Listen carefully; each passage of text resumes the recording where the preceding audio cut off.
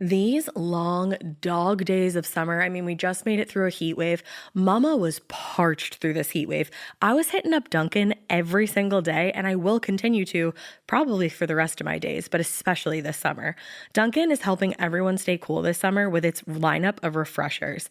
These drinks are packed with bold, fruity flavors and served ice cold. It's amazing. Dunkin' refreshers are the perfect afternoon pick-me-up. I like to start my morning with them personally, and then sometimes I go back for a second one because I'm just feeling crazy. They come in a variety of delicious flavors, including fan favorites mango pineapple and strawberry dragon fruit. And then for a limited time, there's black cherry and there's pink pineapple. I'm going to tell you something right now, and it's a bold claim, let me tell you, but I stand behind it. Pink pineapple will change your life. It is so good. It has me feeling like I'm sitting in a pool, resort side, just living, honey. It's so yummy. Try your favorite flavor with green tea, sparkling water, lemonade, or Dunkin's all-new limeade. I haven't tried the limeade yet, but I'm going to. Usually I get my drinks made with green tea and occasionally lemonade, but I do really like the green tea. Or if you don't want to build your own, try one of Dunkin's curated refreshers like the Cherry Lime Ricky or the Ultimate Pink Daydream. The Cherry Lime Ricky, scrumptious. I could drink like 3 of these a day. They're so freaking yummy. Head to Dunkin' today and find your favorite refresher. Dunkin' refreshers contain less than 1% fruit juice. Limited time offer. Every good detective needs a partner to support them on important cases. Think of a State Farm agent like your sidekick, there to help you along the way in your search for coverage. State Farm can help you choose the coverage you need, whether it's for your home, car, boat, or even RV.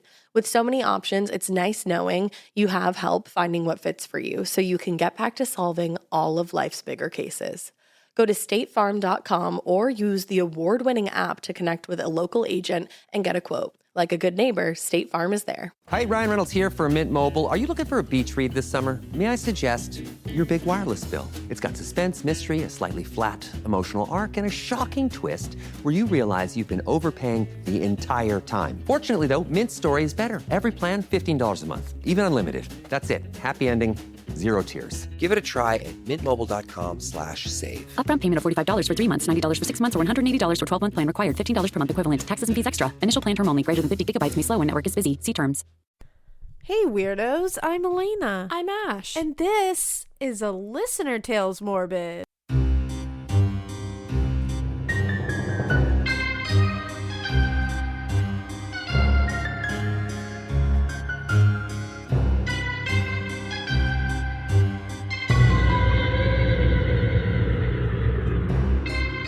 Brought to you by you, for you, from you, and all about you. It's all about you. It's all about you.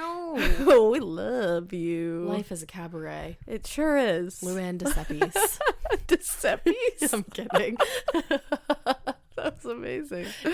Luann DeCeppes. That's a little Roni Bravo humor, if God, you will. I love Roni. Love Roni. Roni. To me. Where's our Real Housewives of New York peeps out there? Probably Raise your about hand. 3.5. I don't know. We get a lot of Bravo heads out there that are like, me too. I also love Murder and Bravo. Murder and Bravo are the only things They're I love. a wonderful mix. But Murder and Bravo are my 2 favorite things. Well, we decided that we're going to do a Listener Tales episode. The West Memphis 3 kind of heavy. destroyed my brain, and we needed to take it down a notch and let you guys make us laugh. Yeah, I need to fucking laugh. Because today's been a sad day. Yeah, there's just been a lot going We on. recorded the West Memphis 3, and that was really sad. Yeah, that's always sad. My heart inside hurts today. Yeah, I had Ash watch West of Memphis, which I still very much recommend. Yeah, guys, watch It's another it. documentary about the West Memphis 3. And at the end, when, they when they do that Alfred plea. All over again.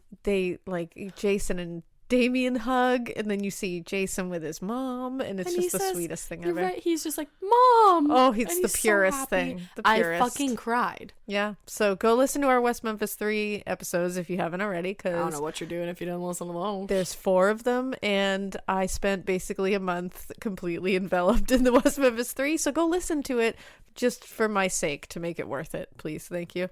Yeah. So I think we just should dive right on in. We're about to dive in. Let's do it. Okay. So, the first Listener Tales episode story thing that I'm going to tell. Tale is from Andrew. Oh, I'm excited because I haven't read any of these. Alaina picked. Yeah, this I week. picked them this week. Let's and start I'm excited. doing that thing where we switch off. Ooh, love that. Okay, sorry, go ahead. So this week was my week. It says, listener stories. Does time travel exist? Yeah. Was Kylie a ghost? Or was my weed really laced with LSD? A story from Australia. I hope all three things are true.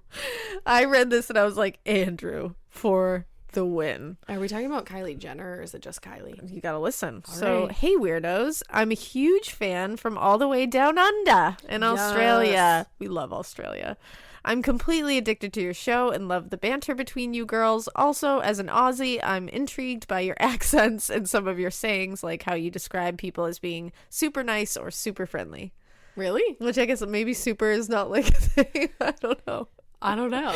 Or maybe he's making fun of us. I'm not really sure. Either way, love you. Yeah, love you. So thank you, Andrew. I live in a small town in New South Wales called Bowral. Shit, I feel like I have to look that up. Can you look up the pronunciation of that? How do I spell I don't it? think Andrew will yell at me because I feel like Andrew and I trust each other right now, so I know he won't.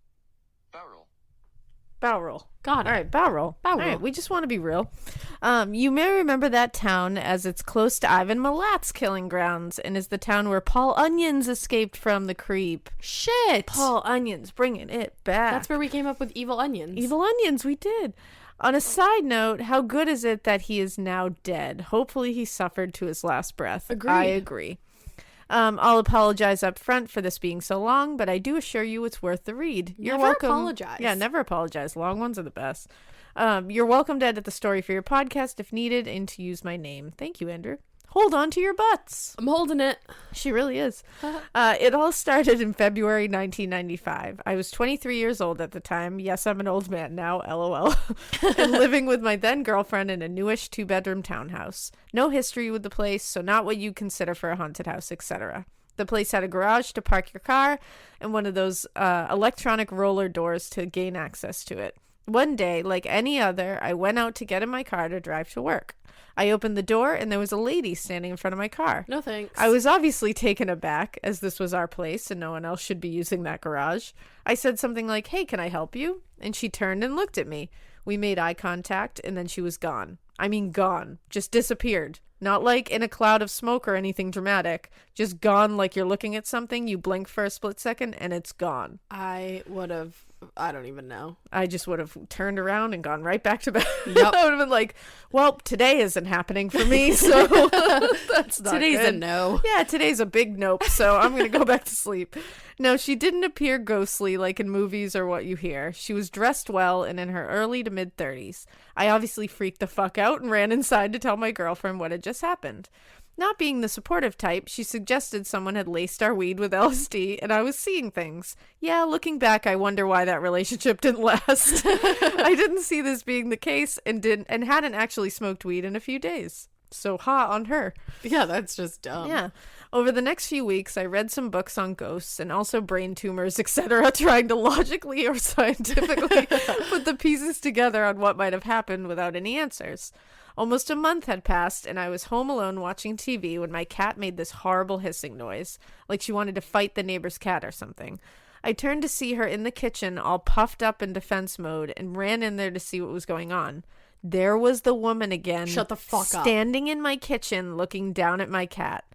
I said something like, "Who the fuck are you?" She looked up at me, made eye contact, and went to speak. Then bang, she was gone again. Just like before. Ugh. Just gone. I have full body chills. Right? Now. I keep getting full fucking chills. body chills. This time I knew I hadn't been seeing things as the cat was freaking the fuck out more than me. What the fuck, right? She was dressed the same, almost businesslike. Was definitely mid-30s and an attractive woman. Not a horror or ghostly face at all. She just looked like your typical real estate type business lady. That's even scarier for some reason. Like a modern ghost is terrifying to me. Yeah, I don't like that. Like someone just wearing a smart pantsuit just shows up in your kitchen and you're like, What you doing, lady? Like, sis, like you lost? Like, just like a Hillary just shows up. I was about to say all that. I could think of. I'd be like, are you campaigning? I'd be like, what's happening? I'll join your cause if you tell me what it is. Just tell me what it is. Don't keep showing up in my shit. Shoot. Now, to cut the story time in half, I won't go into each detail about each time I'd seen her, but over the next 6 weeks, I had seen her 5 more times. What? Twice more in the garage and 3 times in various places in the house. She was always dressed the same way, and each time was the same as the last. But sometimes we'd look at each other for up to 5 or 6 seconds, which at the time felt like minutes. It always ended the same way, where it was obvious she wanted to say something. She'd open her mouth as if to talk, and then she'd just disappear. That would be the most frustrating fucking thing. Right? I'd be like, I just want to know what you're saying. I never felt like she wanted to harm me in any way, but was what I thought was obviously trying to communicate with me. I left welcoming notes for her throughout the house and garage. Oh. I left pen and papers lying around for her to communicate with. I bought several disposable cameras. They were the in thing at the time. I remember. And spread them throughout the house on timers, hoping to catch a photo of her, but Amazing. nothing. Like, good for him, Andrew. You were like on Committed this. to the cause. One day in late May, I'd seen her for the last time. Oh, No no. answer to why it stopped. It just did. 8 years go by, and although she was often in my thoughts and I'd researched the shit out of what was going on, I'd even gone for medicals, CT scans, the lot, in case my mind was playing tricks on me. But I had no answers on what I had encountered all those years before.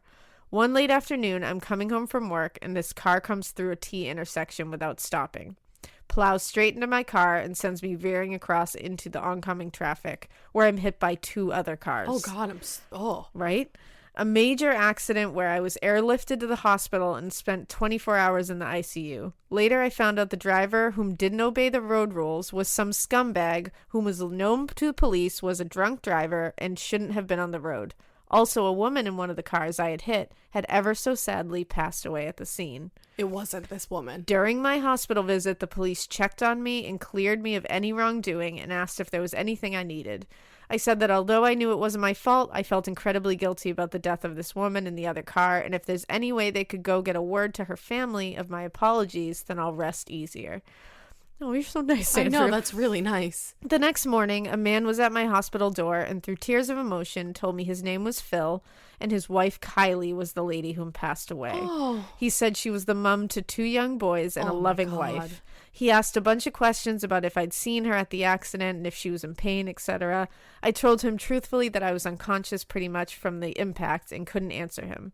He acknowledged I wasn't to blame in any way and all guilt should be with this arsehole whom caused the accident. I asked if he minded that I attend her funeral service, and he accepted and gave me details. A few days go by, I'm out of the hospital and with loved ones, but a sense of responsibility told me I must attend Kylie's service. He's so sweet. This episode is brought to you by SoFi, the all-in-one finance app. The sooner you start investing, the more potential you have to build your money, even for beginners. SoFi makes it simple with an easy-to-use app. To get you going, SoFi is offering up to $1,000 in stock when you open up and fund a SoFi self-directed brokerage account. Terms apply. Learn more at SoFi.com/SXM. Brokerage offered through SoFi Securities, LLC. Member FINRA/SIPC. Hey, it's Ryan Reynolds here from Mint Mobile. Now, I was looking for fun ways to tell you that Mint's offer of unlimited premium wireless for $15 a month is back. So I thought it would be fun if we made $15 bills. But it turns out that's very illegal. So there goes my big idea for the commercial. Give it a try at mintmobile.com/switch. Upfront payment of $45 for 3 months, $90 for 6 months, or $180 for 12-month plan required. $15 per month equivalent. Taxes and fees extra. Initial plan term only. Greater than 50 gigabytes may slow when network is busy. See terms.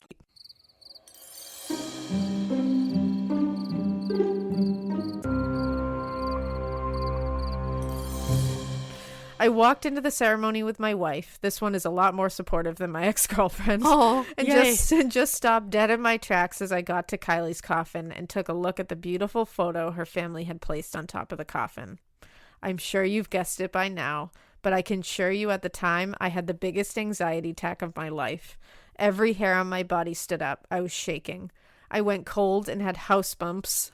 House bumps. I like that. But was sweating, tight-chested, the lot. I felt physically sick. That the woman in this photo was, in fact, the exact same woman who appeared to me all those years before. I have no explanation for these events. I have like full body chills. I know. right Look now. at my arm. Like, I'm legit like, ugh. I've since told the story to family, friends, a psychiatrist, and even reached out to discuss it with Phil, her husband. I get a Aw. number of answers from you imagined it all to you've had a paranormal experience and everything in between. No, you don't imagine. That's not it. No. No. There's that no wasn't way. imagined. Me, I like to think that somehow Kylie found a way to time travel and was trying to warn me not to drive that night, or that she was acknowledging I wasn't to blame. Oh my But God. truth is, I'll never exactly know. I'm 100% confident in my mind that these events happened. And although I'm an analytical person and would like to think I'm quite intelligent, I cannot logically explain what went on. Thanks for taking the time to read my story and hope you can use it on your podcast. Keep up the great work, girls, and don't forget to keep it weird. Just not so weird that you time travel back to warn someone not to drive, but don't in fact actually tell them what they need to hear. Regards, My Andy. goodness.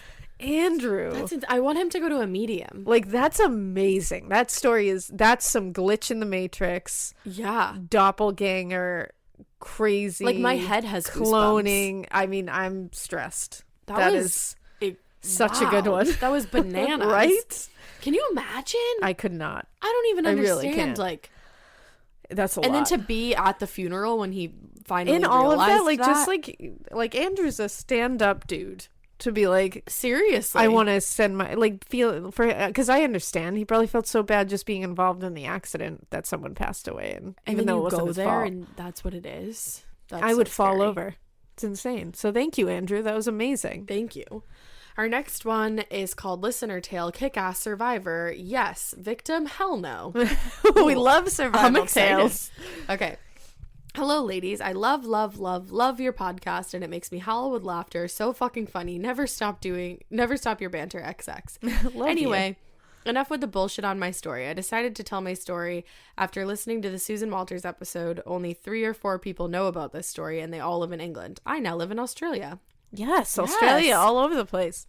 I have not used names, and I've never even told my husband my story. Damn. Nearly 29 years or so, in parentheses, fuck, I feel old, I'm 44. I was with this complete douche of a guy who was my boyfriend at the time. I was around 18 or 19, and he was about 24. We dated for about 1 year or so, and then I had enough of his bullshit and lying to me. We did not live together, thank God. Or this could have ended very differently. Me in prison for justified homicide. LOL. I only would have killed him a little bit. Only a little bit. Just a smidge. Just a bit. So we broke up, big surprise. And not very well you all know the story. We have all had a bad breakup. So you know the story. The late night phone calls on the mofo landline back in the day. Yes. Yes, that wanker would wake up the entire household. That made me very popular at home. Not. Thanks, asshat. My mom loved that. Or she wrote my mom. My mom. I digress. We had pizza being delivered at first. It was okay, but you get over pizza real quick. And the best thing that got sent to the house was a porta potty. What? Like, what the fuck, dude? I have 3 bathrooms already. I have never felt the need to piss outside of the ground in front of my neighbors, but whatever floats your boat, mate. You haven't had that urge? No. So anyway, I used to get up at fuck-a-doodle 2 in the morning for work at like 4 a.m. and had to walk about a mile or so to the bus stop to get to work. I grew up in England and it's dark as Satan's asshole at 4 a.m. in the morning in the winter.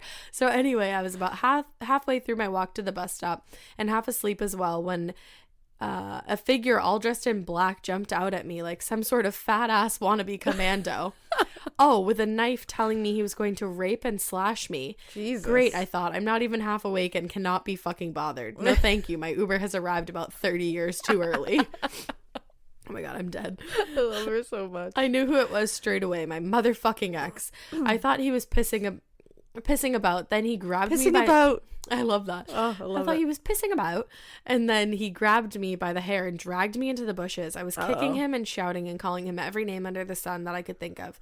He had the knife to me neck and was undoing his fly and trying to push me down onto my knees. God. Oh, I'm stressed. Yeah, this is giving me stressies. Then a little thought popped into my head. Emoji.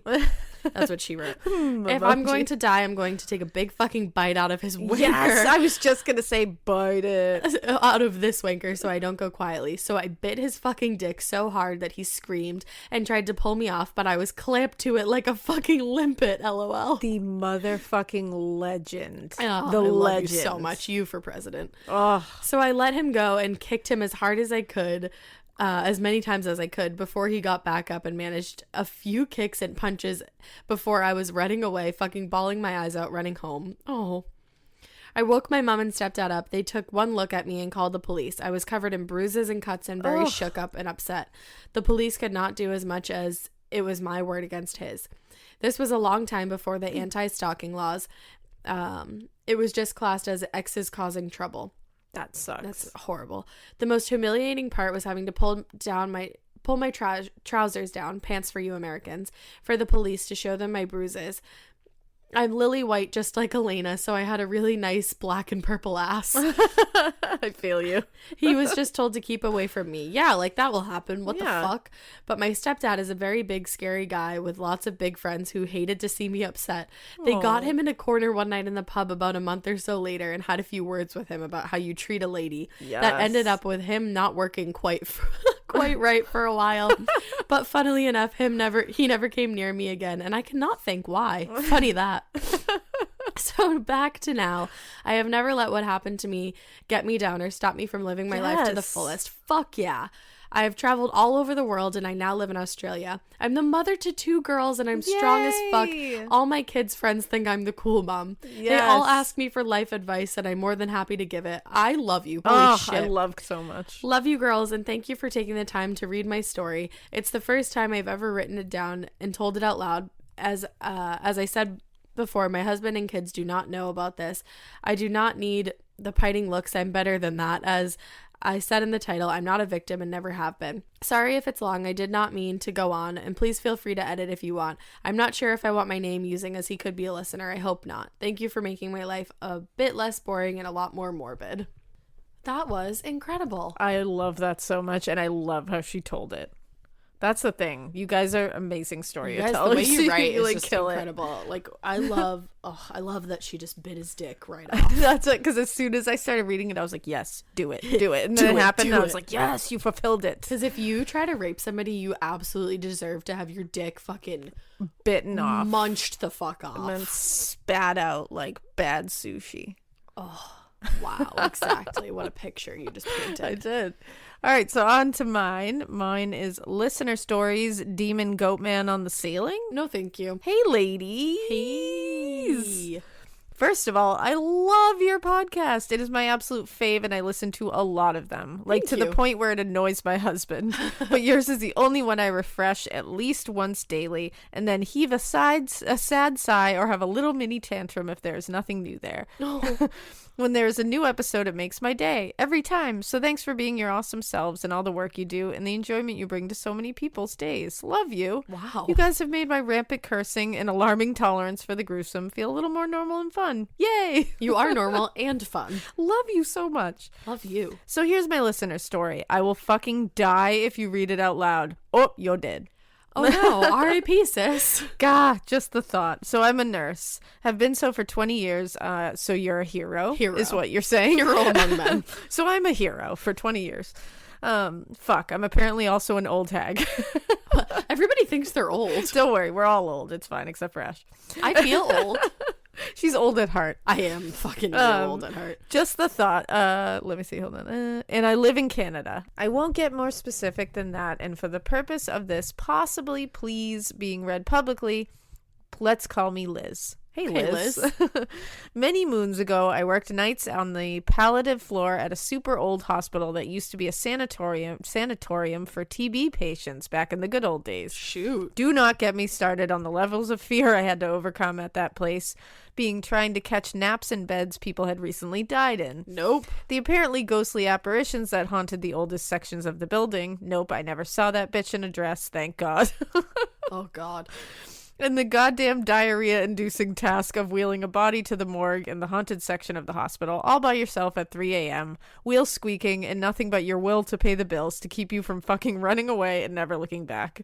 Other than being scared shitless occasionally, It was actually a great job and learning experience, and honestly, it was an honor and humbling as hell to help people and their loved ones through the dying process. Oh, wow. I know that sounds morbid as fuck, and it is to most people, but I think this is the audience that would understand. I was going to say, you came to the Yeah, right place. you're That's here. beautiful. Let's all hug. No, let's not. Social distancing. was gonna Let's say, elbow don't touch bump. me. Yeah. Let's just elbow bump.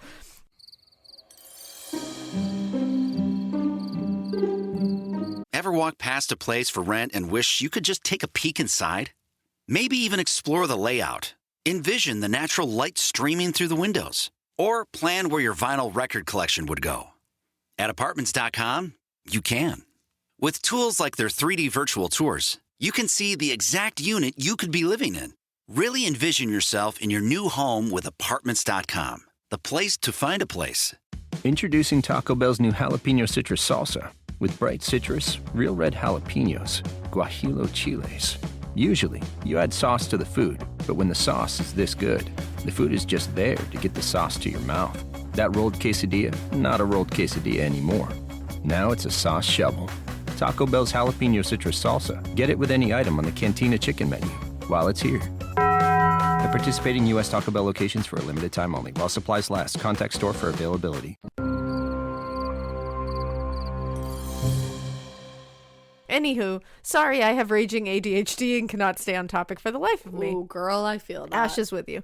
So some of the rooms where I worked were semi-private, meaning that two people shared a room, but there was a sort of half wall separating their halves of the room, so they couldn't really see each other from each other's beds unless they got out of bed and peeped over. In this one room at the time, there were two men. Let's call them Harold and Dave. Let's do it. Let's do that. Harold was a really quiet guy, literally hardly ever spoke, but was nice and polite whenever he did. Yes, I do Harold. believe he expressed a fear of dying at one point to the staff, and in a very soft-spoken way that was not abnormal or noteworthy until later, perhaps. Most patients, by the time they reached our floor, had come to terms with their mortality, and fear of dying itself wasn't something I often heard expressed, surprisingly. That's so sad. So I do remember that as being a bit different than the usual fears or concerns. More so pain management, leaving family behind, etc.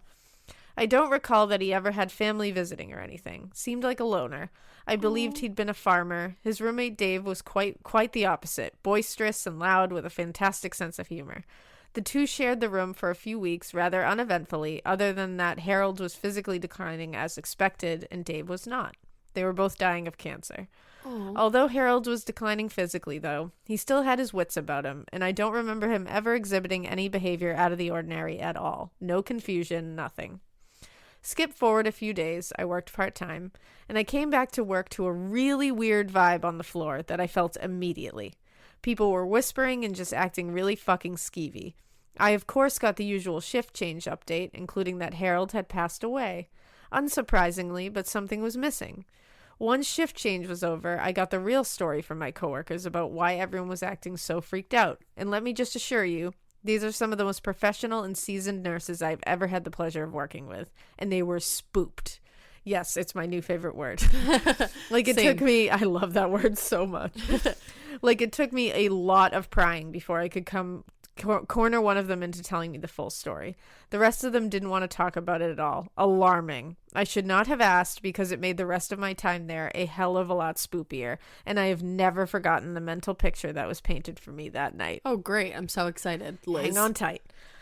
So as I mentioned before, Harold had died a few nights before, but not in the usual fashion. Nope. Harold, although he was still in his right mind up to that point, started to become very agitated in the early evening out of nowhere, and no matter what the nurses said or did to try and calm him, including all the drugs, he just kept escalating. When I say he was agitated and escalating, what I really mean is that he was yelling and screaming incoherently at increasingly loud volumes from his bed. It went on for hours, to the point where other patients were crying and upset. And the nurses were also baffled and upset over not being able to calm him in any way. Like, the drugs we could administer on that floor were no joke. He just went from 0 to 100 in the space of a few hours. Let me assure you all, this is not normal, and I've never seen or heard anything like it, and I've witnessed a lot of death.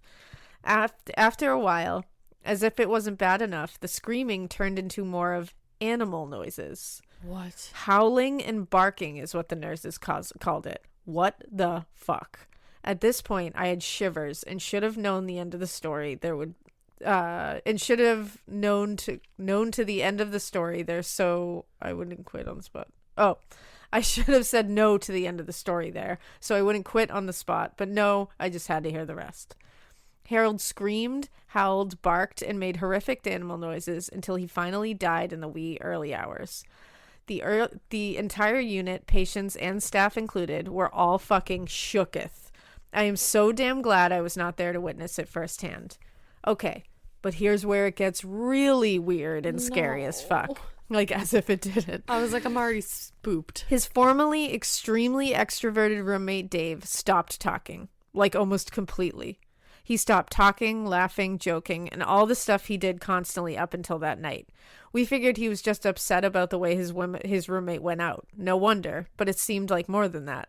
Finally, one of my coworkers got him to open up one night, and this is what he told her, very hesitantly, because he insisted that he was not crazy and not confused and not seeing things. He also had never exhibited any strange behavior, confusion, etc.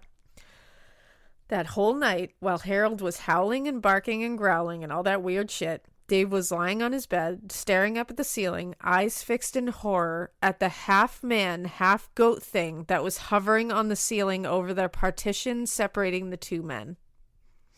What the fuck would that be other than a demon? I have never stopped wondering to this day if what Dave saw and was forever changed by was real. He was discharged a few weeks later, still in pretty decent health, and still not the same person he was before that night. Then, what the ever-living fuck did Harold do in his lonely, quiet life that warranted being exited from Earth by a fucking half-goat demon man? What was he so scared of facing after death? God only knows, I guess, and I don't even know if I believe in God. I do, however, believe that what happened that night was real and fucking scary, and disturbed everyone who heard what happened that night. And poor Dave, the only guy who apparently saw what happened and was too scared to talk about it for days. Oh my God. So that's my spookiest story ever. I hope you guys enjoyed it. Just so you know, I always got fucking chills when I went into that room from that night on and never dared to look at the fucking ceiling in the middle of the night during those damn patient checks. Oh God. I still did them because I was a responsible ass nurse, but I was also a fucking terrified 21-year-old who did not want to see that goat man hanging out over my head at 3 a.m. while I sat with a dying patient.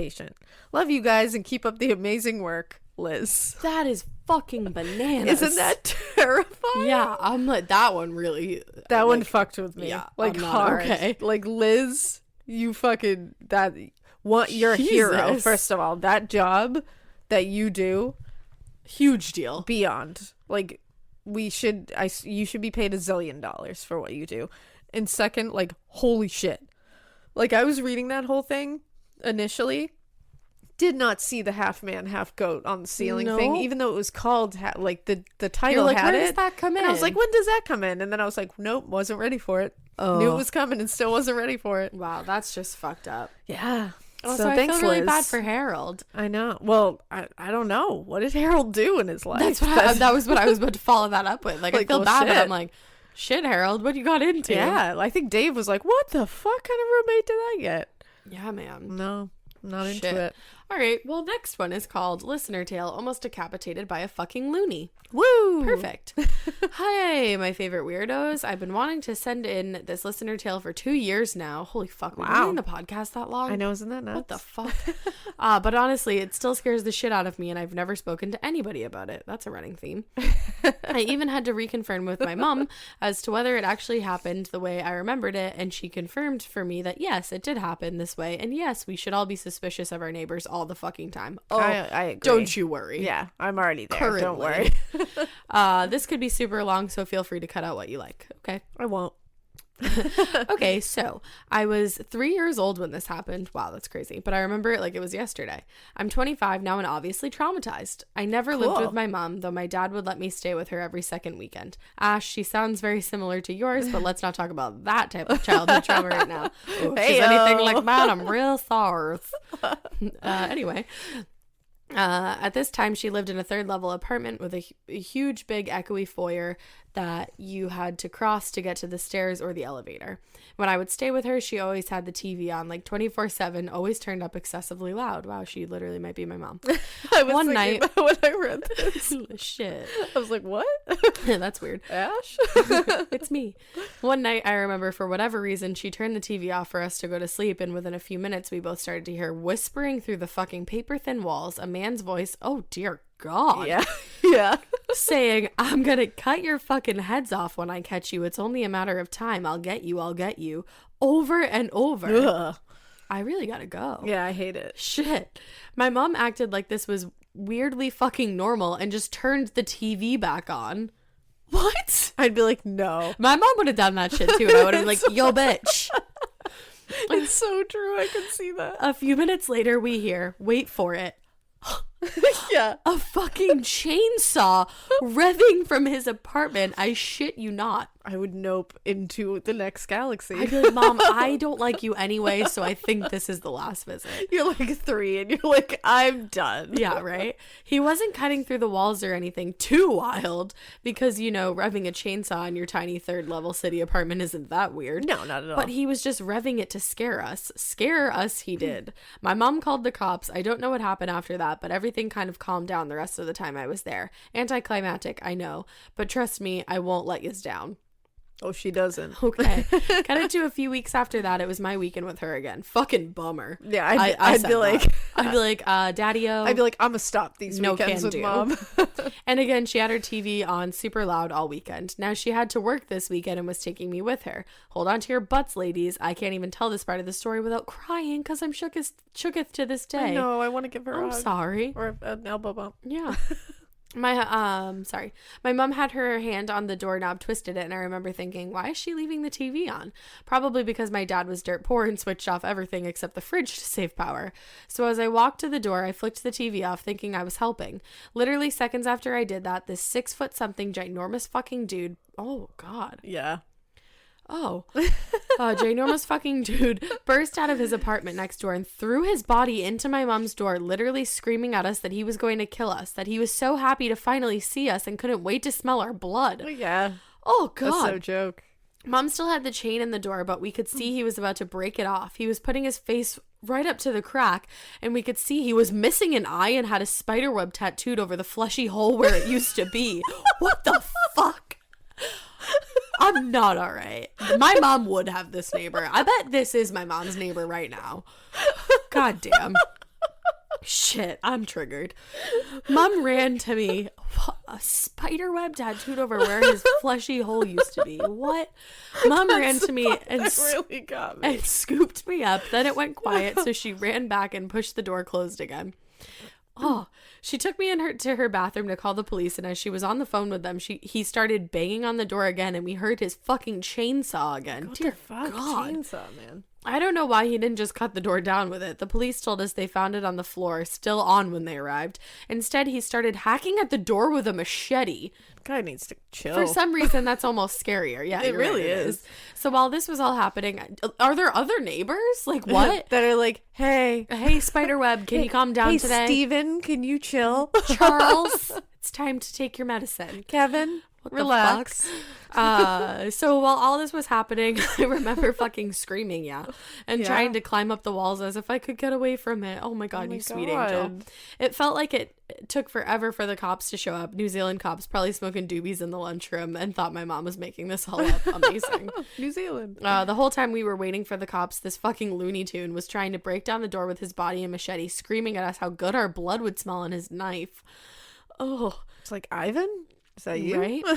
The cops finally showed up. Please bear in mind the cops in New Zealand don't carry guns, and this was the 90s, so I don't even think they carried tasers at this point. So it took 7 big policemen to pull this creature away from our door, cuff him, and get away. I must have passed out when they finally got him because I don't remember what the hell happened after that. I just remember waking up in bed with my dad still hyperventilating. Oh my God, you sweet angel. So when I asked my mom about this to send this tale to you, she told me she always left the tea on because he would whisper so much. Oh, God. Right? It gives me chills. And it was the only way to drown it out. And that she left it on to go to work because he would listen for it to go off and then chase her to the stairs. She also told me that the cops told her this guy was an outpatient from a local mental hospital, and that when they searched his place, they found 3 machetes and a collection of knives under his mattress, as well as a full petrol can.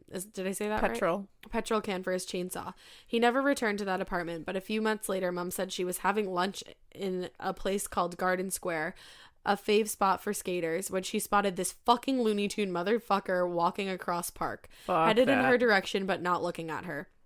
A kid on a skateboard went past him, and he put his arm out and fucking clotheslined the kid. That part, that's really funny. That part had me fucking dying. I was Spiderweb like, guy's just like, fuck you, skater he boy. just sticks out his arm and just clotheslines. He said, the kid. see you later, boy.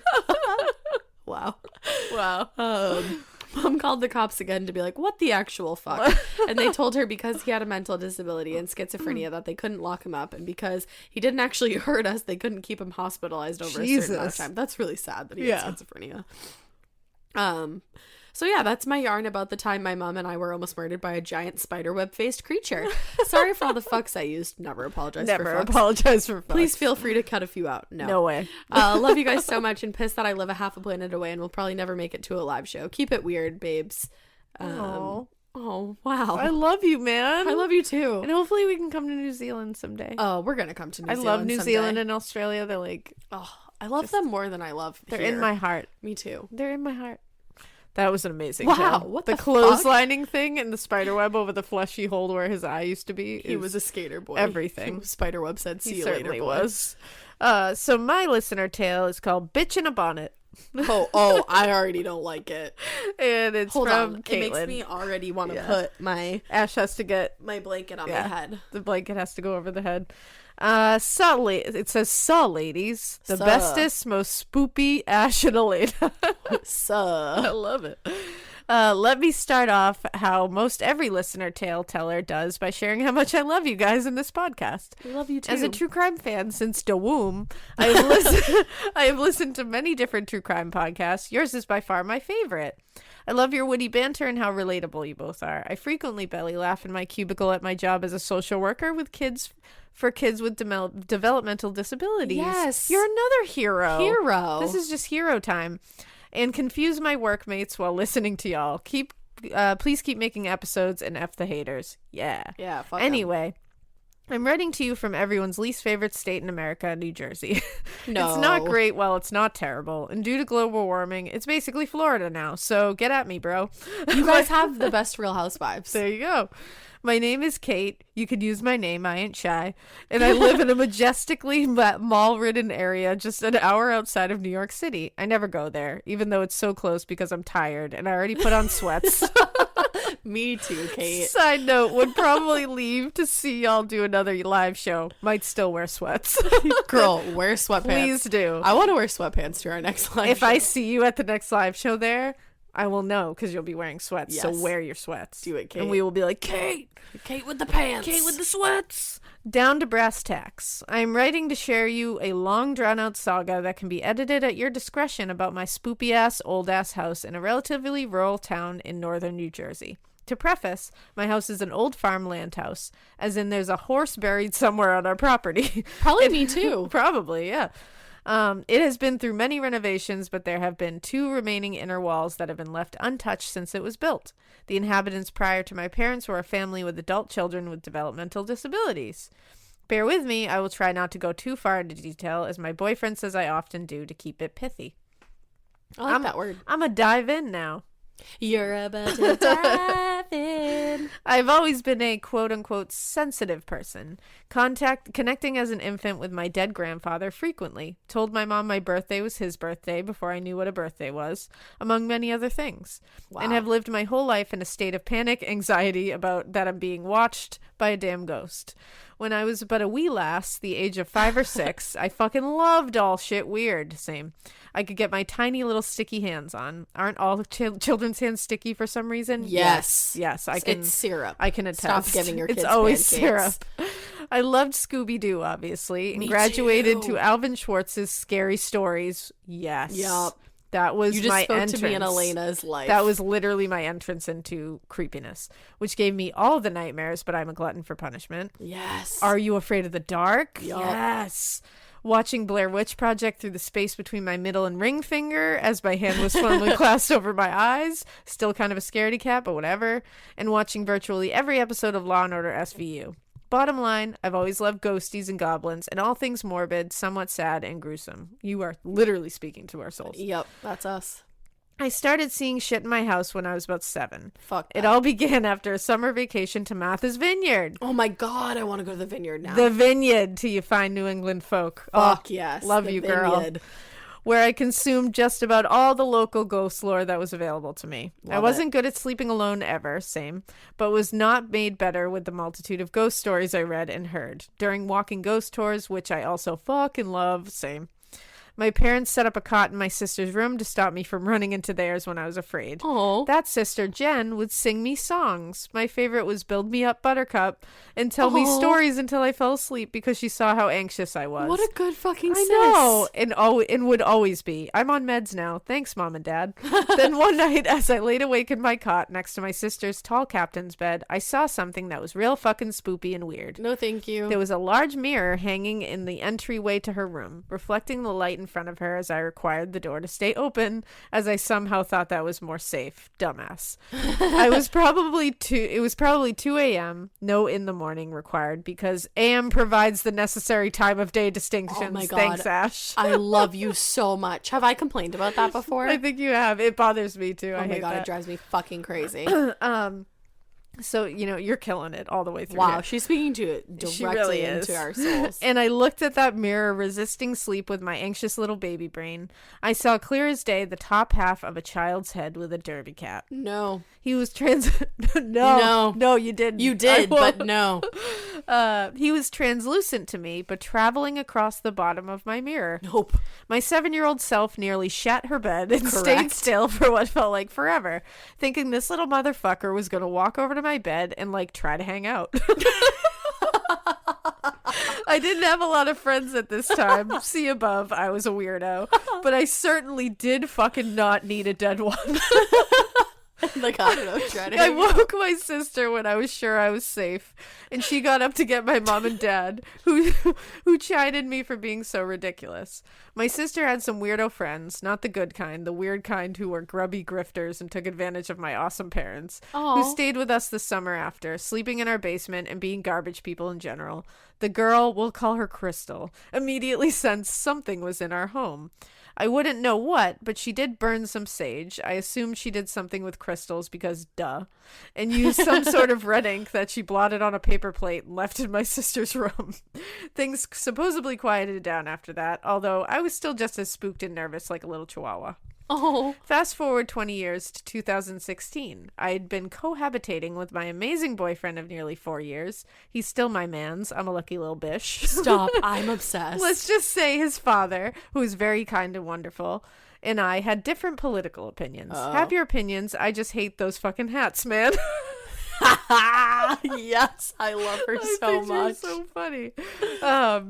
I agree. Have your opinions, but I also hate those fucking hats, man. Retweet, favorite, like, and share. I started staying at home more frequently in the comfort of my liberal and like-minded parents' bosom. Oh, God, I Life love was her. totally great. I could do my laundry whenever. I got to eat nice food I didn't pay for. Fox News wasn't blasting on the TV. Until one night when both of my sisters were home and I asked about the ghosts I had assumed I had imagined because I literally can convince myself of anything because anxiety. My sisters looked at me and asked if I really wanted to know what happened. I said, yes, of course. What the fuck, guys? If anybody asks you if you really want to know what happens, Always the say answer yes. is no. No, the answer is absolutely The answer I is do. yes, but like in the grand scheme of things, no, you don't need the answer. But we want to know. We do, yeah, tell us. Jamie, the ever-logical atheist, shared the following. On several occasions, my sister woke up to a woman standing at the front of her bed. Not really watching her, but definitely confused as to why the fuck this child was in her home. She hadn't had too many other weird things happen. The occasional missing items, batteries recharging themselves after they were totally dead, etc. Ooh. My sister Jen breaks out the big guns, and I am floored, pissed, scared, butt sweating while I digest the following information. My sister saw a bunch of shit too. A lot of it was along the same lines of what my other sister saw. Random people at night who were not from this time period, etc. She shared that she had her first encounter in our basement when she was sitting alone in a heavy-ass armchair and was tilted far back from behind. No explanation, no reason, just ghosts being ghosts. No thank you. Now, ladies, hold on to your butts. Oh, fuck. She then goes on to explain that she would wake up in the middle of the night, look down at my bed, and see shit swirling over and around my sleeping body, like hovering, moving, milky white, translucent shit. What? At this point, I am genuinely pissed off, which is not made better by the bottle of Pinot Noir I've faced during this whole interaction. So there's that. Can we be best friends? Cool, guys. And now for the last bit. I promise, hold your booties, it gets worse. Maybe about a year or two ago, I am sleeping as soundly as a little lamb in the comfort of my bedroom. I wake up to this bitch in a bonnet leaning over me, looking at me inches from my motherfucking dome piece. Nope. My dome piece. Nope. I yell a pathetic, ah, and bound out of the bed across my room. I asked that bitch kindly to get the fuck out, please. What in the actual fuck? I turned around and obviously that motherfucker is gone. Despite my scream, my parents absolutely did not wake up, further confirming that if anything bad ever happens in my house, I will likely just die. It's cool. I told my parents, who basically shrugged and said nothing. I still live at home at 27. Read above, I'm a social worker, and I am check your bank account at the checkout broke and sleep with a light on. I still don't sleep that well and have the weirdest fucking dreams, but that bitch in her bonnet has not been back since. That's all, guys. Thanks for reading if you do. As I'm typing this, I'm pretty sure I'm going to have to read this out loud and time it because that's just the whole kind of anal retentive, people-pleasing person I am. Oh my god. Keep it weird, ladies. But not so weird that you see Ghost Boys, who is the only person who could potentially be your only friend, or that swirly-twirly ghost milk is hovering above your sleepy bod, or that bitch in a bonnet decides to make you still breathing. Love you. Bye. Wow. I mean, at least they were like nice ghosts that wanted to be like friends and make sure you were still breathing. Yeah, or, they were like, just hanging and swirl some ghost milk over you. Yeah, that part I don't even know what to say about. I had a similar experience. You did. I don't want to talk about it now because this isn't about me, but spoopy. It's for a later date. It is, but holy shit. Fucking love you, wow. man. That whole email was, I feel like my best friends have all written that to us. Caitlin. I love Let's be best Kate. friends. Okay. So this is my last one? Yes. Okay. The time my friends and I accidentally summoned a demon or some shit listener tale. Okay. Okay. It happens. All right. Yeah, you know, it'd be like that sometimes. It does. Hey guys, my name's Heather and I love your show. I just discovered it recently and I've binge listen to it when I drive, while I clean, when I'm in the shower, any chance I get, really. I love your banter and humor and I feel like I practically know you both now. Oh my god, we're friends. No, we are. I really enjoyed the listener episodes, and it's inspired me to share one of my own weird as fuck experiences with you guys. I'm not a pro writer, so hang on with me here, y'all. Everybody says that, and then you write the most eloquent, and then you kill it. Emails. Yeah. This story took place when I was 15 or 16 years old, so being almost 30 now, grandma emoji. None of you are old. We're all old.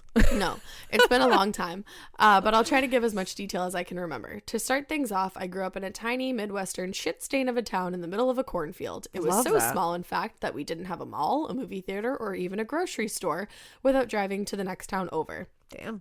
That sucks. Because of this, the extracurricular activities young people had available to them were pretty much limited to doing meth, getting pregnant, or in the case of my friends and I, dabbling in the occult, apparently. I was going to say summoning demons, apparently. I know that makes us sound like cuckoo nut people, but we were bored as fuck and not exactly interested in either of those other alternatives. Nah, we all dabbled in the occult a little bit when we were little. I had a book of spells at like 7 years old. I have one on my shelf right now, so don't worry about it. Anyways, at this time, I had two friends. We'll just call them Sam and Kate for this story. I hope it's Kate from the last email. Yeah, there you go. They're all friends. Who were girlfriend and boyfriend. Sam's grandpa had recently died. Aww. It wasn't really uncommon for us all to walk around after school or go to Sam's grandparents' house to hang out. We were all really interested in spooky shit and the paranormal in general, so one day, when their house was empty, we decided to do what every teenager does when they have a large house at their disposal with no supervision. Have a seance. Yes. You thought we were going to throw up. Oh my god, is she okay? Ash broke. And by she I mean me. You thought we were going to say throw a party. No, think again. We were baby weirdos. See, that's what Ash would have done. Yeah, I definitely I would have had a seance. At like 15 or 16, I'd be like, let's get it, baby. I'm with you with the seance. I wish that I had done more fun things like seances. I have a lot of memories that I don't remember.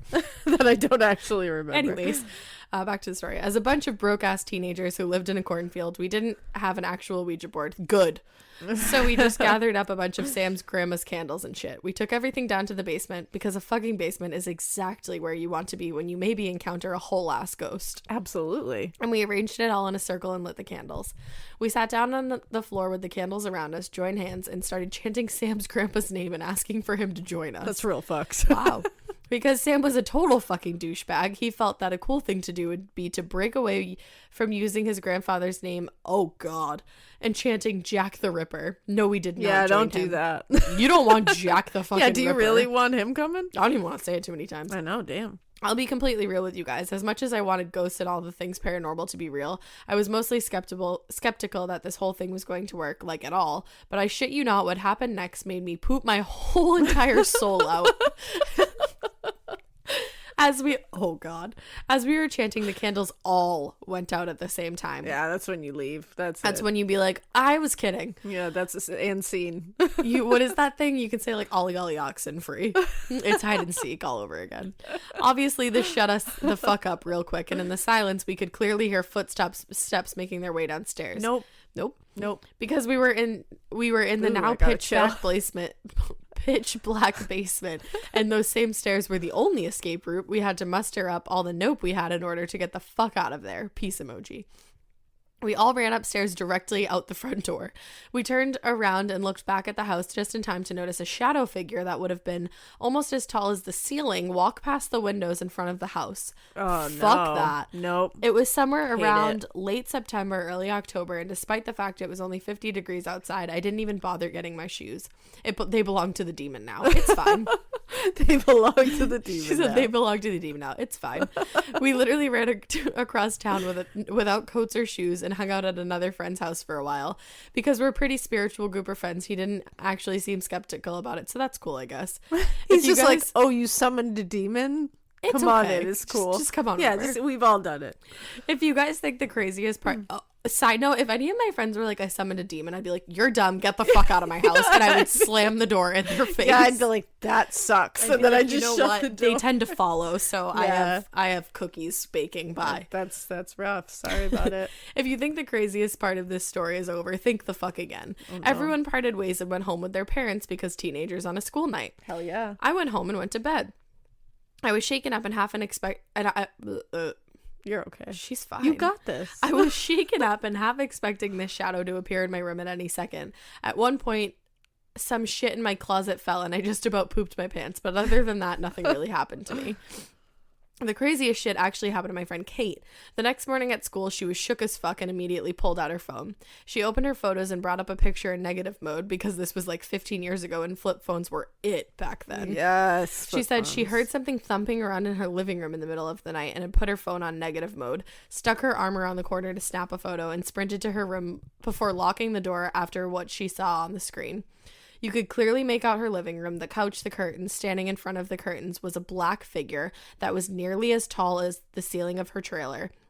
This big motherfucker looked like he was wearing a cloak with a hood on, but it had fucking wings, y'all. No. The only way I could possibly describe this to you guys in any other way would be that it looked like the silhouette of the monster in Jeepers Creepers. Oh, that's literally what I pictured. I don't like that. The second they described this, I was like, that is the guy from Jeepers Creepers. Oh, I feel like our last listener episode mentioned Jeepers Creepers too. Did they? Yeah.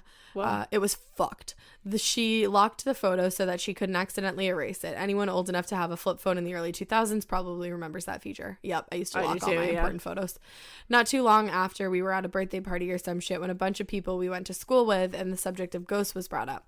Kate and I told a few people in our class this story, and I told her to bring up the photo as proof. To both of our fucking surprise, the shit was gone. Honestly, that's fine. Yeah, I'd be like, it's okay. Like, you know what? Yeah, that's gone. Thank you guys so much for reading my story. I had a hard time deciding which one I wanted to send to you, so maybe I'll share some others in the future. Totally do that. Please do, because this one was great, insane. And you wrote it amazingly. Originally, I was going to talk about the haunted ass haunted as fuck house that my daughter and I lived in for a few months while she was a baby, but as I was typing it out one night, she was asleep in bed. She started to cry out in her sleep. Not a thing she does like ever, and it freaked me out so much that I decided not to even use it. Oh, damn. That's terrifying. That's terrifying. I hope you guys enjoy this spooky, but albeit slightly less spooky tale. Thanks yet again for reading it. I love you both, and I hope you continue to keep it weird. We will, and you better keep it weird too, but not that weird. And don't summon any more demons, because please. you've summoned enough. The okay? demon of Jack the Ripper or something. That's scary as don't balls. love that. Shit. You guys are keeping it too spook. You continue to slay the game with these. Slay the game. Slay the game. So please continue. We're going to keep doing this forever and ever. And so keep sending it to us because we want to do it forever. It occurred to me that the podcast is older than 2 years. Whoa. Our podcast is approaching toddlersy. Oh my God. It's going to start walking. Oh. It's going to be away from us. It's eating solids now. Yes. Anyway, this is very cute. Well, it already has an Instagram, so follow it at Morbid Podcast. It also has a Twitter. Follow that. A Morbid Podcast. Join the Facebook group. Morbid, a true crime podcast group. Write us a listener tale to morbidpodcast@gmail.com and subject line listener stories. Yes, anybody. I've gotten a lot of messages on my personal Instagram lately, which is fine, but all listener tales can be sent to morbidpodcast@gmail.com. Sure. And we hope that you keep listening. And we hope you keep it weird. But not so weird that you summon a demon because somebody's grandpa died, and not so weird that I don't remember half of the stories that happened, that like a bitch in a bonnet comes at to you. Not so weird that you have to bite somebody's dick off, but do bite somebody's dick off if they fuck with you. Not so weird that you time travel. That one really fucked me up. Don't keep it that weird because I was really fucked up about that, and like maybe she was time traveling, maybe she wasn't. That was a weird fucking glitch in the Matrix. And definitely don't keep it so weird that you end up seeing a goat man on the wall because you fucked up if you're done seeing that. Yeah, and also, shit's real. Last thing, don't keep it so weird that a guy with a chainsaw and half of an eyeball and a spider web knocks you off your skateboard. Bye. Don't have a fleshy hole with a spider web tattoo over it. Yeah, if you keep it that weird, you've gone too far. You have. Goodbye. Bye.